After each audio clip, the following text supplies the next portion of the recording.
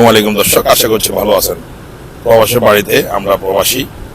আজকে যে জিনিসটি আমরা কালেক্ট করেছি, বাংলাদেশ ইলেকশন কমিশন থেকে যে পোস্টাল ব্যালট আমরা কালেক্ট করেছি। আমার পাশে আছেন একজন আমার সহযোদ্ধা অথবা আমাদের দলীয় ভাই নেতা লিডার, উনি পোস্টাল ব্যালট কালেক্ট করেছেন।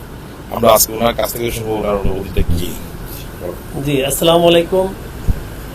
আসলে আমরা দীর্ঘ 17 বছর পর ভোট নিজের ভোট নিজে দিতে পারবো, সেটাই কিন্তু আজকে আমরা সেই প্রত্যাশা আমাদের পূরণ হয়েছে। বিগত দিনগুলোতে ফেসিস হাসিনা যেভাবে ভোট নিয়ে কারচুপি করেছেন, আমরা ভোট কেন্দ্রে যেও ভোট দিতে পারিনি, কারণ আমি ভোটার, তারপর ভোট দিতে পারিনি। এত দুঃখ, আমরা বাংলাদেশের একজন যে ভোটার, ভোট দিতে পারিনি। আজকে ইনশাল্লাহ আমার দল তারেক রহমানের নেতৃত্বে ইনশাল্লাহ আমাদের বাংলাদেশে আগামী রাষ্ট্রনায়ক জনাব তারেক রহমান আসবেন এবং উনি এই বাংলাদেশের মঞ্চে বসবেন, সেটাই আশা রাখি। আর আমরা নির্দয়ভাবে সবাই ভোট দিতে পারতেছি, এটাই আমাদের আসলে বড় আমাদের পাওনা। কারণ আমরা যে বাংলাদেশি একজন ভোটার, সেটা আমরা এতদিন দাবি করতে পারিনি। আজকে এখন শুরু হয়েছে, ইনশাল্লাহ সামনের দিনগুলোতে বিএনপি সরকার ইনশাল্লাহ আপনার ভোটের অধিকার ফিরিয়ে দিয়েছেন, এটাই আমরা সবচেয়ে খুশি।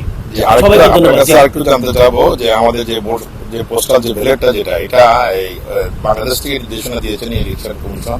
জি, ওনারা বলেছেন যে ব্যালট পেপারটা কোন রকম মিডিয়াতে দেওয়া যাবে না। এটা আপনার বলার কি আছে? এটা যদি আপনার কোনো সাজেশ থাকে আমাদের প্রবাসীদের জন্য। না, সেটা তো আসলে সরকারের আইন মেনে চলতে হবে, এটা স্বাভাবিক। কিন্তু তারপরেও আমাদের যে মনে যে আনন্দ, ব্যালট পেপারটা দিয়ে সোশ্যাল মিডিয়াটা হয়তো দেয় নেই, সরকার এটা করছে, নিষেধ দিছে, ঠিক আছে, আমরা মেনে নিব। কিন্তু তারপরেও আমাদের কাছে আসলে একটা অনুভূতি, যে এতদিন পর আমরা ভোট দিতে পারছি এবং প্রবাসে ভোট দিতে পারছি।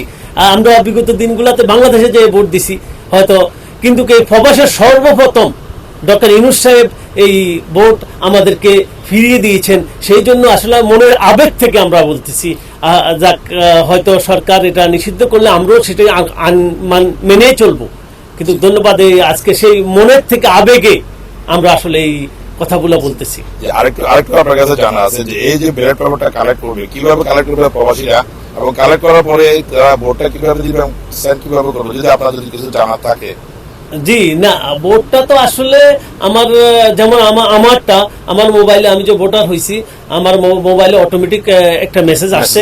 মেসেজ আসার পর আমি আমার এই কর্নিশে, আমার এই যে পোস্টে আসছে, যে পোস্ট অফিসে আসছি, আসার সাথে সাথে 5 মিনিটে আমি ভোট হাতে পেয়েছি।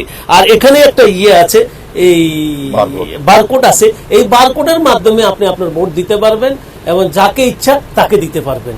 এটা অনেক সুন্দর সিস্টেম করছে। আমি ডক্টর ইউনূসকে আবারও ধন্যবাদ জানাই, এবং যে সামনে যে ভোটগুলা যেন ঠিকভাবে আমরা দিতে পারি, সেই জন্য আমি প্রত্যাশা রাখি। সবাইকে ধন্যবাদ। আরেকটু জানার আছে যে এটা ভোটটা যেটা আপনারা দিলেন, দেওয়ার পরে এটা কিভাবে বাংলাদেশে একটু সেন্ড করতে হবে, এটা অনেকেই জানে না আমাদের প্রবাসী। আপনার যদি জানা থাকে, যদি না জানা থাকে, তাহলে আমরা এটা মোবাইলের মাধ্যমে, আসলে মূলত মোবাইলের মাধ্যমে দিব।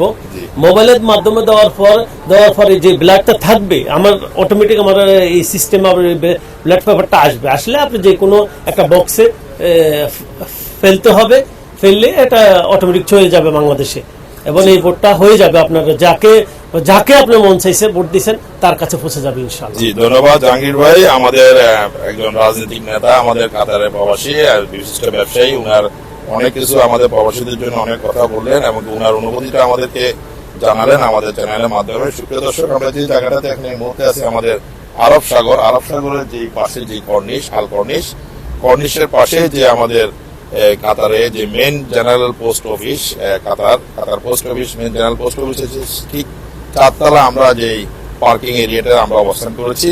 আপনারা যদি আসেন এখানে, এই জায়গাটাতে আসলে আপনাদের ব্যালট পেপারটা আপনাদের কালেক্ট করতে পারবেন। আর কারো অথবা অন্য পোস্ট অফিসে আপনাদেরকে যদি মেসেজ ওখানে আসে, ওখানে যায় আপনারা কালেক্ট করবেন। সুপ্রিয় দর্শক, আজকে এই পর্যন্ত। অন্যদিন আবার আরেকজন অতিথিকে নিয়ে আপনাদের সামনে উপস্থিত হবো। সে পর্যন্ত ভালো থাকুন, সুস্থ থাকুন আর আমাদের সাথে থাকুন। ধন্যবাদ। আসসালামু আলাইকুম ওয়া রাহমাতুল্লাহি ওয়া বারাকাতুহু।